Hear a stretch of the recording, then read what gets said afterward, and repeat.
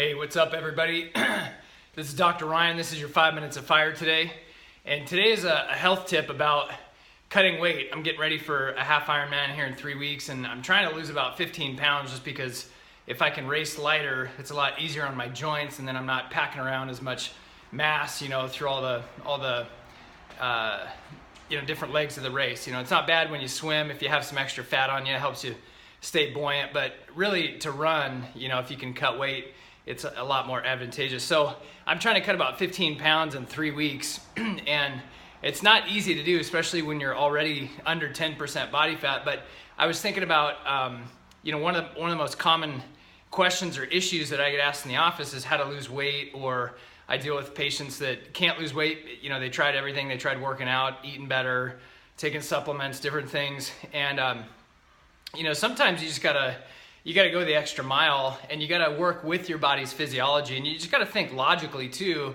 One of the things that I've been doing, and I've cut about 6 pounds in the last 8 days, is, and I feel great, by the way. I'm not tired. My workouts have actually been better. I just did 45 miles on the bike on Saturday, did a 9-mile run yesterday, did a 5-mile run today. I'll do a 1.5-mile swim at lunch today and feel fantastic. I'm hungry at the end of the day for sure, but what I've been doing is, even though I have a really strict regimen when it comes to nutrition anyway, one thing that I actually cut out, and this is going to be contrary to one of the tips that I gave in the past, but I actually cut out Bulletproof coffee in the morning. Bulletproof coffee is where you put butter, MCT oil or coconut oil, and coffee, and you blend it.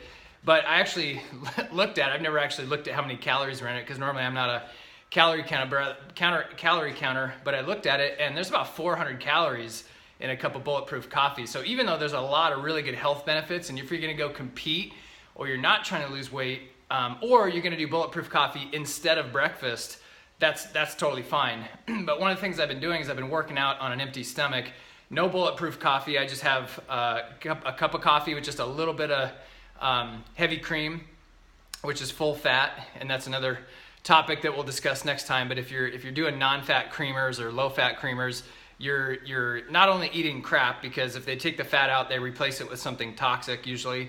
But number two, you're also missing out on the benefits of the fat from dairy. In fact, when you eat dairy, really the only true benefit you're getting, besides a little bit of protein, but it's the really good healthy fat. So if you're taking the fat out of dairy, it's kind of like eating plastic, because they supplement it with a bunch of garbage and fake stuff. But anyway, so I cut out Bulletproof coffee.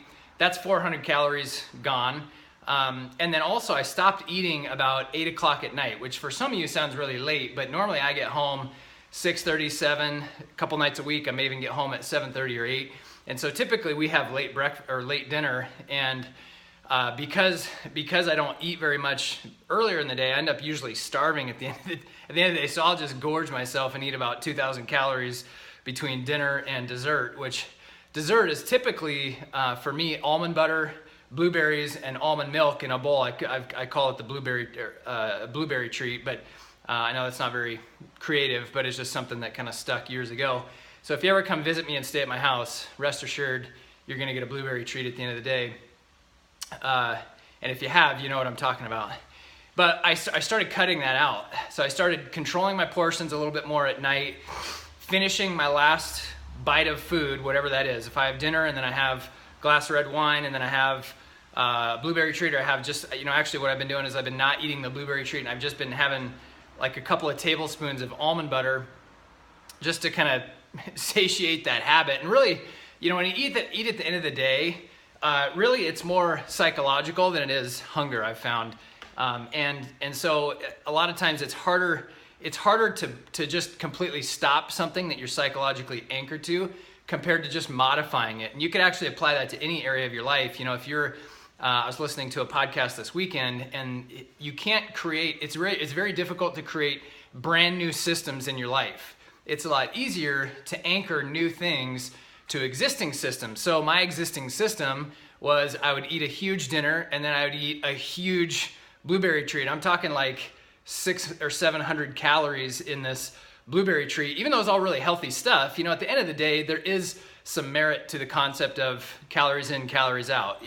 I've been crushing that concept for years now. But if you're trying to lose weight, even if you're eating everything organic and everything clean, everything paleo, but you're still consuming 4,000 calories a day, you know, and you're only burning 1,000 or two, you're obviously not going to lose any weight. You're probably going to put it on, even though they're healthy calories. So there is some truth to that, but my existing system was just that. And so instead of changing the system completely, which I've tried, believe me, I mean, I'll try anything, but I've found that it's a lot more difficult to change the system rather than just anchoring something new or different to an existing system. So now I just control my portions for dinner, you know, limit myself to 1 glass of red wine, if any, you know, usually that's 2 or 3 times a week maybe, but just 1 glass of red wine, and then just a couple of tablespoons of almond butter.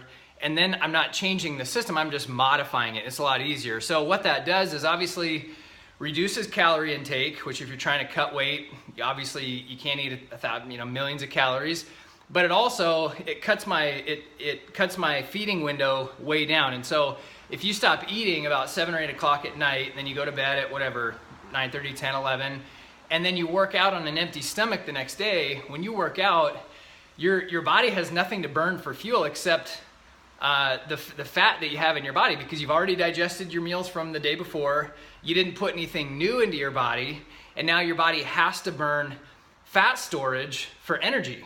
You know, if you eat before a workout, you're basically giving your body really quick fuel, but you're basically telling your body, it's okay, you don't have to burn the fat. I'm going to give you something to burn instead. And it is quicker energy. So again, if you're performing or you've got a competition or something like that, like, yes, eat before you do that. It's not a good idea not to, because it's a lot more energy inefficient or energy consuming to burn fat for calories. But if you're trying to lose weight, that's exactly what you want, because your body has to work harder to go and find that fat, turn it into energy, and then utilize it for energy during your workout, compared to like if you eat a protein bar or something, or a bowl of oatmeal right before you work out. Your body's gonna get that quick energy, which again, for performance is great. For weight loss, it'll actually sabotage your efforts. So that's the tip of the day. 5 minutes of fire if you're trying to cut weight. Modify or moderate your caloric intake, especially at the end of the day. Give your body a chance to burn those calories while you sleep at night, so it's not busy burning food. And then work out on an empty stomach in the morning. Hopefully that helps you. See you next time. Have an amazing day.